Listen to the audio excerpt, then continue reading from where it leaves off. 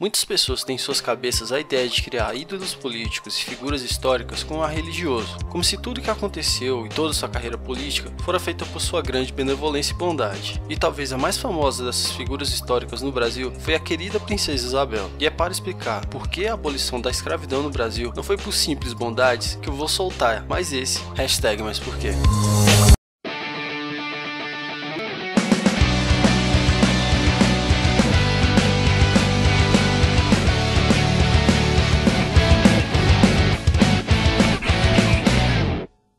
O período escravagista no Brasil teve início logo após os portugueses tomarem posse da recém-colônia descoberta, onde o mesmo sistema ainda era bem suportado pelas monarquias europeias, começando por escravizar os nativos, que sofreram muito pela ocupação, pois além de chicotes e armas, os queridos visitantes também traziam consigo novas doenças. Daí uns anos após, surge o primeiro benfeitor, que finalmente viria abolir a exploração dos coitados dos índios, o Marquês de Pombal, mas que na verdade só estava de olho na cooperação dos nativos, pois tinha em mente que a forma mais rápida de expandir a colônia seria dessa forma, incentivando a miscigenação entre os portugueses e os nativos, usando dessa premissa para aprofundar mais ainda o domínio português no que viria a ser o território da até então colônia, e assim prevenindo os possíveis confrontos com outros reinos europeus pela posse de tais terras.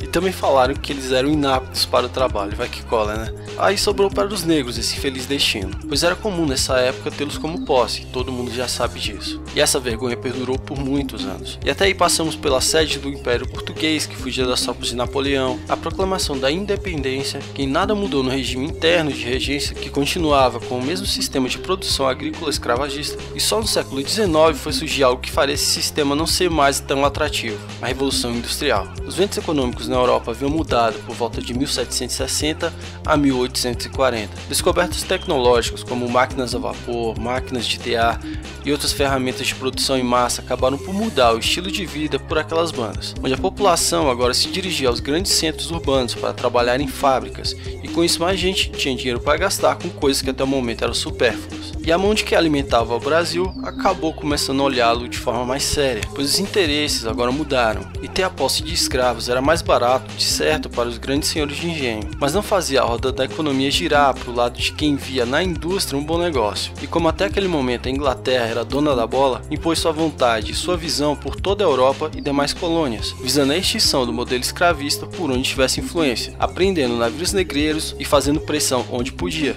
Aí voltamos ao Brasil, que tinha como regente Dom Pedro II, que já sofria apreensões por parte da marinha inglesa através da lei de Bill Aberdeen, e mesmo com o afrouxamento das garantias sobre escravos, como o direito de escravo comprar a própria alforria, a lei que determinava livre os nascidos de escravos, e da lei dos sexagenários, que tornava livres os escravos que atingissem a idade de 65 anos. E em 1888, aproveitando que Dom Pedro II naquele momento se encontrava na Europa para tratamentos médicos, o parlamento, por livre e espontânea pressão, aprovou que vinha a ser assinado pela Princesa Isabel a tão famosa Lei Áurea, que poria fim de vez à escravidão em território nacional, que por consequência traria o descontentamento da parte conservadora dos políticos e, claro, dos donos de engenho e demais latifundiários da época. E dá pra ver que não foi por acaso que a República foi proclamada em 1889. E esse não é o único caso na história em que interesses econômicos acabam por modificar sistemas inteiros de relação de trabalho e consumo. O mesmo aconteceu em vários países, como na própria Guerra Civil Americana, entre vários outros momentos históricos onde foi usado de políticas públicas